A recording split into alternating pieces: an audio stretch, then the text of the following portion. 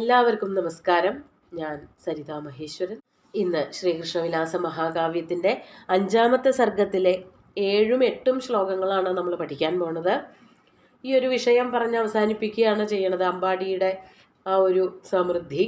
അതോടൊപ്പം തന്നെ കംസൻ പറഞ്ഞയച്ച ചില അസുരന്മാരുടെ വരവ് കൂടി വർണ്ണിക്കാൻ പുറപ്പെടുന്നുണ്ട്. 2 ശ്ലോകങ്ങളിലും ഉപജാതി വൃത്തം തന്നെയാണുള്ളത്. നമുക്കാദ്യം 7ാമത്തെ ശ്ലോകം നോക്കാം. ഇത്തം യശോദാതനയഃ കടാക്ഷൈഃ പദം തദ്രുദ്ധം സവിധായ സമ്യക് കാര്യം സുരാണാമഖിലം വിധാസ്യൻ അരംസ്തതേനൈവ സഹാഗ്രജേന. ആദ്യം പദച്ഛേദം നോക്കാം. ഇത്തം യശോദാതനയഃ കടാക്ഷൈഃ പദം തദ് ഋദ്ധം സവിധായ സമ്യക് കാര്യം സുരാണാം അഖിലം വിധാസ്യൻ അരംസ്ത തേന ഏവ സഹ അഗ്രജേന. ഇതൊക്കെയാണ് പദങ്ങൾ. ഇപ്രകാരം യശോദാതനയൻ ആ അമ്പാടിയിൽ സന്തോഷത്തോടു കൂടി വാണു, അതാണ് പറയണത്. ഇത്തം ഇപ്രകാരം, കടാക്ഷൈഹി തത് പദം ഋദ്ധം വിധായ സമ്യക് വിധായ സ യശോദാതനയ. ഇത്തം സ യശോദാതനയ, അങ്ങനെ പറഞ്ഞു തുടങ്ങാം. ഇപ്രകാരം ആ യശോദാതനയൻ, യശോദയുടെ പുത്രനായിട്ടുള്ള കൃഷ്ണൻ, ഭഗവാൻ എന്താണ് ചെയ്തത്? കടാക്ഷൈഹി, തൻ്റെ കടാക്ഷങ്ങളെ കൊണ്ട്, അനുഗ്രഹ ആശിസ്സുകളെ കൊണ്ട്, തത് പദം, ആ പ്രദേശത്തെ, ഗോപന്മാരുടെ ഗോകുലത്തെ, അമ്പാടിയെ, ഋദ്ധം വിധായ, ഋദ്ധം എന്ന് പറഞ്ഞാൽ സമൃദ്ധം. ഋദ്ധം എന്നുള്ളത് നമ്മൾ ഒറ്റയ്ക്ക് അങ്ങനെ ധാരാളമായിട്ട് പറയാറില്ല. ഋദ്ധി എന്നും വാക്കുണ്ട്, ഋദ്ധം എന്നും വാക്കുണ്ട്. ശരിക്കും അത് ഒരു വാക്കാണ്, പക്ഷെ നമ്മളെപ്പോഴും അതിന് സം എന്നുള്ള ഉപസർഗം കൂടി ചേർത്തിട്ടേ പറയാറുള്ളൂ. സമൃദ്ധം, സമൃദ്ധി, അതൊക്കെ കേട്ട് നല്ല പരിചയം ഉണ്ടാവും. ഋദ്ധം എന്നുള്ള വാക്ക് ഒറ്റയ്ക്ക് കേട്ടത്ര പരിചയം ഉണ്ടാവില്ല പലർക്കും. അപ്പോൾ ആ അമ്പാടിയെ സമൃദ്ധമാക്കിയിട്ട്, തത് പദം ഋദ്ധം വിധായ സമ്യക് ഋദ്ധം വിധായ, സമ്യക് എന്നുകൂടി അവിടെ അന്വയത്തിൽ ചേർക്കാനുണ്ട്. സമ്യക് എന്ന് പറഞ്ഞാൽ നല്ലവണ്ണം. ആ സമ്യക് ഋദ്ധം എന്നുള്ളത് തന്നെയാണ് സമൃദ്ധം എന്ന അർത്ഥത്തിലേക്ക് മാറുന്നത്. അപ്പോൾ നല്ലവണ്ണം സമ്പദ് സമൃദ്ധിയിലേക്ക് ആ പ്രദേശത്തെ അമ്പാടിയെ നയിച്ചിട്ട്, സുരാണാം അഖിലം കാര്യം വിധാസ്യൻ, സുരന്മാരുടെ,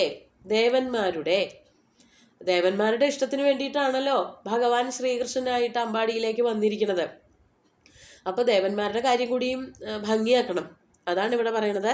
സുരാണാം അഖിലം കാര്യം, ദേവന്മാരുടെ എല്ലാ കാര്യങ്ങളും വേണ്ടതുപോലെ നിർവഹിച്ചിട്ട്, അതാണ് അഖിലം കാര്യം വിധാസ്യൻ, വേണ്ടതുപോലെയൊക്കെ നിർവഹിച്ചതിന് ശേഷം, നിർവഹിക്കുന്നതിനോടൊപ്പം, ശേഷമല്ല അതിനോടൊപ്പം തന്നെ, അഗ്രജേന സഹ, അഗ്രജൻ ജ്യേഷ്ഠൻ ബലരാമനോട് കൂടിയിട്ട്, തേന അഗ്രജേന സഹ അരംസ്ത, അരംസ്ത എന്ന് പറഞ്ഞാൽ രമിച്ചു. അതായത് അവിടെ കുട്ടികളാണല്ലോ, അപ്പോൾ കളിച്ചു നടന്നു, വേണ്ടുവോളം ആസ്വദിച്ചും നടന്നു. അതായത് അമ്പാടിയിലെ കാര്യം സമൃദ്ധമാക്കിയിട്ടുണ്ട്, ദേവന്മാരുടെ കാര്യം നോക്കുന്നുണ്ട്, പക്ഷെ അതോടൊപ്പം തന്നെ ഇവർ കുട്ടികളാണ്.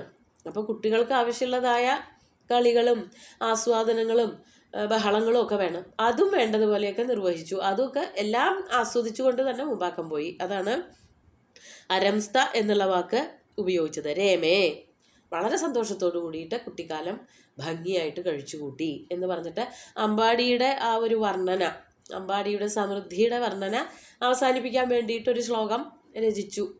ഈ ശ്ലോകത്തിൻ്റെ മുഖ്യ ഉദ്ദേശം അതായിരുന്നു. 6 ശ്ലോകങ്ങളെ കൊണ്ട് പറഞ്ഞ കാര്യങ്ങൾ 7ാമത്തെ ശ്ലോകത്തിൽ ഒന്ന് അവസാനിപ്പിച്ചു. നമ്മൾ പറയുന്ന വൈൻഡപ്പ് ചെയ്തു. അത് കഴിഞ്ഞിട്ട് ഇനി വേറൊരു വിഷയത്തിലേക്കാണ് കടക്കണത്. അതുകൊണ്ട് അങ്ങനെ ദേവന്മാർക്ക് വേണ്ടിയിട്ട്, അപ്പോൾ ദേവന്മാരുടെ കാര്യങ്ങളും കൂടി ചെയ്തു എന്ന് പറയുമ്പോൾ, ദേവന്മാർക്ക് പ്രിയപ്പെട്ട അല്ലെങ്കിൽ ദേവന്മാരെ ആവശ്യപ്പെട്ട കാര്യം എന്തായിരുന്നു? ഭൂമിക്ക്, ദേവന്മാരും ഭൂമിദേവിയൊക്കെ വന്ന് ആവശ്യപ്പെട്ടത് ഭൂമിയുടെ ഭാരം കുറയ്ക്കുക, ദേവന്മാരെ ആക്രമിക്കുന്നവരായിട്ടുള്ള അസുരന്മാരെയൊക്കെ വധിക്കുക, രാക്ഷസന്മാരെയൊക്കെ ഇല്ലായ്മ ചെയ്യുക, അങ്ങനെയുള്ള പ്രവൃത്തികളും അവരാവശ്യപ്പെട്ടിരുന്നു. അപ്പം അതും പരിപൂർണമാക്കാനുള്ള ശ്രമത്തിലാണ് ഭഗവാൻ. അതുകൊണ്ടാണ് ആ ഒരു വാക്ക് അവിടെ എടുത്ത് പ്രയോഗിച്ചത്. ഇനി അതുമായിട്ട് ബന്ധപ്പെട്ട കാര്യങ്ങളാണ് അടുത്ത ശ്ലോകങ്ങളിൽ വർണ്ണിക്കാൻ പോണത് എന്നുള്ളത് കൊണ്ടാണ് ദേവന്മാർക്കും സന്തോഷം ഉണ്ടാക്കി, മനുഷ്യർക്ക് സന്തോഷം ഉണ്ടാക്കി.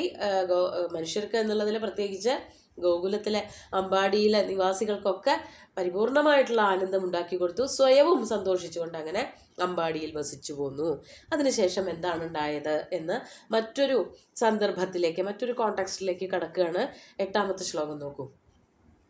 അത്രാന്തരേ ഭോജപതേർനിദേശാദടൻ മഹീചക്രമലബ്ധകാമ മഹാബല കശ്ചിദരിഷ്ടനാമ മാർഗസ്ഥിതം ഗോകുലമാപദൈത്യ.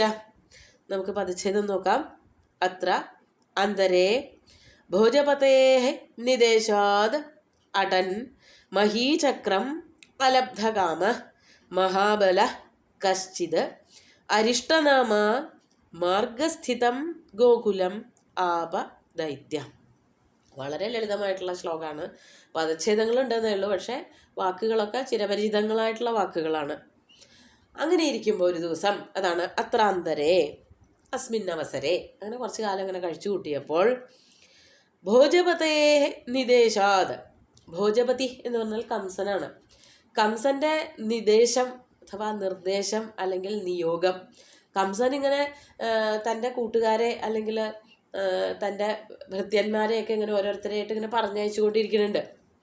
അതിലൊരാളെ പറ്റിയിട്ടാണ് പറഞ്ഞിരിക്കാൻ പോകുന്നത്. അപ്പോൾ കംസൻ്റെ നിർദ്ദേശമനുസരിച്ച് ഭോജപതേഃ നിദേശാത് മഹീചക്രം അടൻ അലബ്ധകാമ. മഹീചക്രം അടൻ, മഹീചക്രം എന്ന് പറഞ്ഞാൽ ഈ ഭൂഗോളം മുഴുവനും തന്നെ, മഹി എന്ന് പറഞ്ഞാൽ പൃഥ്വി, ഭൂമി, ഭൂമി മുഴുവനും അടൻ, അടൻ എന്ന് പറഞ്ഞാൽ ചുറ്റി സഞ്ചരിച്ചു കൊണ്ടിരിക്കുന്ന, അതായത് ഒരു ദിക്കിലും അയാൾക്ക് ഇരിക്കപ്പുറതി ഇല്ല, ഒരു ദിക്കിൽ അടങ്ങിയിരിക്കാനൊന്നും വശമല്ല. അയാളുടെ സ്വഭാവം തന്നെ ദൈത്യന്മാരുടെ സ്വഭാവമാണ്. എല്ലാവരെയും ഇങ്ങനെ ആക്രമിച്ചു കൊണ്ടിരിക്കുക, ഉപദ്രവിച്ചു കൊണ്ടിരിക്കുക, അതൊക്കെയാണ് അസുരന്മാരെ ദൈത്യന്മാരെ എപ്പോഴും ചെയ്തുകൊണ്ടിരിക്കുന്നത്. അപ്പോൾ അങ്ങനെ കൂട്ടത്തിലുള്ള ഒരാൾ ലോകം മുഴുവനും ചുറ്റി സഞ്ചരിച്ചിട്ട് മഹീചക്രം, ആ ഭൂഗോളം മുഴുവനും ചുറ്റി സഞ്ചരിച്ചിട്ടും അടൻ അബി, എന്താ അയാൾക്ക് ഉണ്ടാവാഞ്ഞത്? അലബ്ധകാമ, കിട്ടാനുള്ളത് കിട്ടിയില്ല, കാമം ലഭിച്ചില്ല. കാമം എന്ന് പറഞ്ഞാൽ അയാൾക്ക് ഇഷ്ടം പോലെ ആക്രമിക്കാൻ ആരെങ്കിലും ഒക്കെ കിട്ടണം, തനിക്ക് താൻ പോകുന്ന ഒരു ശത്രുവിനെ കിട്ടണം, അത് കിട്ടിയില്ല. എത്ര സ്ഥലങ്ങളിലൊക്കെ പോയി അന്വേഷിച്ചിട്ടും പാകത്തിനൊരു ശത്രുവിനെ കിട്ടിയില്ല. തൻ്റെ കഴിവ് ഉരച്ച് പരീക്ഷിക്കാൻ പറ്റിയതായ ഉരകല്ലായിട്ടുള്ള ഒരു ശത്രുവിനെ കിട്ടിയില്ല എന്നുള്ളത് കൊണ്ട്, അതാണ് ഇവിടെ അലബ്ധകാമ എന്നുള്ള വാക്കുകൊണ്ട്, ദൈത്യനായതുകൊണ്ടാണ് അങ്ങനെ ഒരു കാമം ലഭിച്ചില്ല, അതായത് അയാൾക്ക് താൻ പോകുന്നതായ ഒരു ശത്രുവിനെ കിട്ടിയില്ല എന്ന് പറയുന്നത്. അലബ്ധകാമ എന്നുള്ള പദത്തിന് ഇഷ്ടം സാധിച്ചില്ല എന്നുള്ളതേ ഉള്ളൂ. ഇവിടെ അസുരനാണെന്നുള്ളത് കൊണ്ടാണ് ഇങ്ങനെ ഒരു അർത്ഥം പറഞ്ഞത്. മറ്റാരായാലും അവരവരെന്താണോ ഇഷ്ടപ്പെടുന്നത് അത് കിട്ടിയില്ല എന്നുള്ള അർത്ഥമേ ഉള്ളൂ. അപ്പോൾ ഇവിടെ താൻ ഇച്ഛിച്ചതൊന്നും കിട്ടിയില്ല എന്നുള്ളത് കൊണ്ട് തന്നെ അല്പം നിരാശയൊക്കെ ആയിട്ട് വരുന്നവനായ മഹാബല കശ്ചിത് അരിഷ്ടനാമ ദൈത്യ, മഹാബലിയായിട്ടുള്ള അതീവ ശക്തിമാനായിട്ടുള്ള അരിഷ്ടൻ എന്നു പേരുള്ള ഒരു ദൈത്യൻ, ഒരസുരൻ, ദിതിയുടെ പുത്രനാണ് ദൈത്യൻ. അയാൾ വരണ വഴിക്ക് മാർഗസ്ഥിതം ഗോകുലം ആപ, അയാളുടെ യാത്രാമധ്യത്തിൽ കണ്ടതായ, അങ്ങോട്ട് വരണമെന്ന് വിചാരിച്ചിട്ട് വന്നതൊന്നുമല്ല, അങ്ങനെ ചുറ്റി സഞ്ചരിക്കുന്നതിൻ്റെ ഇടയ്ക്ക് തനിക്ക് വേണ്ടതൊന്നും കിട്ടിയില്ല എന്നുള്ള ഒരു ദുഃഖത്തോടു കൂടി വരണ വഴിക്കാണ് പെട്ടെന്ന് ഗോകുലം കണ്ടത്. അതാണ് മാർഗസ്ഥിതം. തൻ്റെ യാത്രയുടെ ഇടയ്ക്ക് കണ്ടതായ, മാർഗത്തിൽ വഴിയിലുള്ളതായ ഗോകുലം, ഗോകുലത്തിലേക്ക് എത്തിച്ചേർന്നു. പ്രാപ, അപ്പോൾ അവിടെ എത്തി. അരിഷ്ടൻ, ആ അരിഷ്ടനെ പറ്റിയിട്ട്, അരിഷ്ടൻ എന്നു പേരുള്ള അസുരനെ പറ്റിയിട്ടൊക്കെ ഭാഗവതത്തിലും നാരായണീയത്തിലൊക്കെ പറയുന്നുണ്ട്. ഭഗവാനെ ആക്രമിക്കാൻ തക്കവണ്ണമുള്ള ഒരു വലിയ കാളയുടെ രൂപം എടുത്തിട്ട് കഷ്ടദുഷ്ട പഥദൃഷ്ടിര അരിഷ്ട തിഷ്ഠതസ്മ ഭവതേ വൃഷരൂപി എന്ന് നാരായണീയത്തിൽ പറയുന്നുണ്ട്. വൃഷരൂപിയായിട്ട്, ഒരു കാളയായിട്ടാണ് അരിഷ്ടൻ ഭഗവാന്റെ അടുത്തേക്ക് ആക്രമിക്കാനായിട്ട് വന്നത്. അത് പിന്നെ പറയും. അപ്പോൾ ഇയാൾ എന്നാൽ ഇവിടെ തന്നെ ആവാം, തനിക്ക് പറ്റിയ ശത്രുക്കൾ ആരെങ്കിലും ഉണ്ടോ എന്നറിയാൻ വേണ്ടിയിട്ട് ഗോകുലത്തിലേക്ക് വന്നു എന്ന് പറഞ്ഞുകൊണ്ടാണ് പുതിയ ഒരു കഥയിലേക്ക് വഴിതിരിയണത്. നമുക്ക് ശ്ലോകങ്ങൾ ഒന്നുകൂടി ചൊല്ലി നോക്കാം. ഇത്തം യശോദാതനയഃ കടാക്ഷൈഃ പദം തദൃദ്ധം സവിധായ സമ്യക് കാര്യം സുരാണാമഖിലം വിധാസ്യൻ അരം സ്തതേനൈവ സഹാഗ്രജേന അത്രാന്തരേ ഭോജപതേർനിദേശാദ് അടന്മഹീചക്രമലബ്ധകാമ മഹാബല കശ്ചിദരിഷ്ടനാമ മാർഗസ്ഥിതം ഗോകുലമാപദൈത്യ. ഇനി ബാക്കി കാര്യങ്ങൾ, അതായത് അസുരന്മാരുടെ ആക്രമണങ്ങൾ ഉണ്ടാവും, അവരെയും കൂടി വധിക്കണം എന്നുള്ളതാണ് സുരന്മാരുടെ ഇഷ്ടം. അത് സാധിച്ചു കൊടുക്കുക തന്നെയാണ് ഇനി കുറച്ച് ശ്ലോകങ്ങളിൽ അല്ലെങ്കിൽ വരാൻ പോകുന്ന ഭാഗങ്ങളിൽ അങ്ങനെയുള്ള കഥകളൊക്കെയാണ് വർണ്ണിക്കുന്നത്. 2 ശ്ലോകങ്ങളും ഭഗവാന്റെ കാൽക്കൽ അർപ്പിച്ചുകൊണ്ട് ഗുരുവായൂരപ്പനെ സാഷ്ടാംഗം നമസ്കരിച്ചുകൊണ്ട് എല്ലാവർക്കും ശുഭദിനം നേർന്ന് നിർത്തട്ടെ. നന്ദി.